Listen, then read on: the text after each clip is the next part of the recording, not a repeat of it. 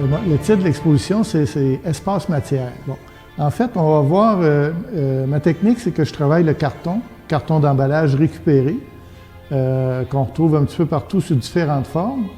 Puis ma technique, c'est que je découpe des morceaux de carton, je les assemble, je fais tout ça avec l'X-Acto, je les colle.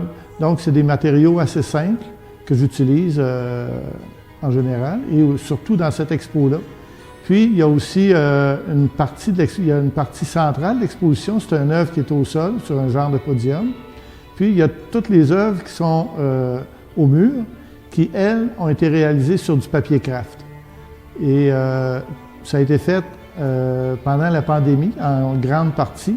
Donc, j'ai récupéré beaucoup de ce qu'on appelle des faux cadres ou des châssis d'encadrement, pour lesquels, d'habitude, on étend des toiles pour faire des peintures.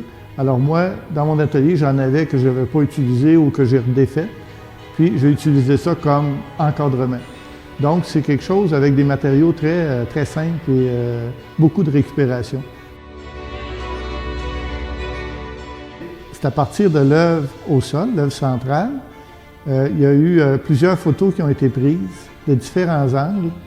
Puis, à partir de ça, moi, j'ai réalisé ces genres de dessins-là qui rappellent un peu comme des cités imaginaires, d'où le titre là, Espace-matière. Puis même l'œuvre au sol, au départ, elle est composée de 21 morceaux, si on veut, là, à peu près 20 pouces par 30 pouces. Au départ, je n'avais pas d'intention. Je voulais les faire de façon individuelle, puis de façon assez abstraite. Mais quand je les ai juxtaposés, je me suis rendu compte que ça créait comme des espaces, d'où le terme espace-matière. Puis après ça, je l'ai exploité pour les œuvres qu'on trouve là, sur les murs. Il n'y avait pas d'intention par rapport à ça. Puis ce qui est le fun, c'est que les gens, ils voient toutes sortes de choses. Il y en a qui voient ça comme une œuvre au sol, il y en a qui voient ça comme un espace de banlieue, d'autres une ville un espace super urbain.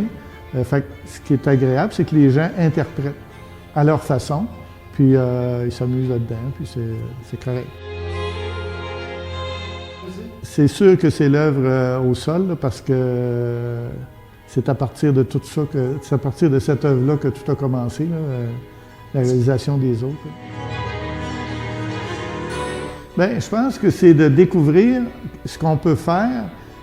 Des fois, l'art, on dit « Ah, ça coûte cher ». Maintenant, ça coûte cher, hein, acheter des peintures, acheter du matériel d'artiste.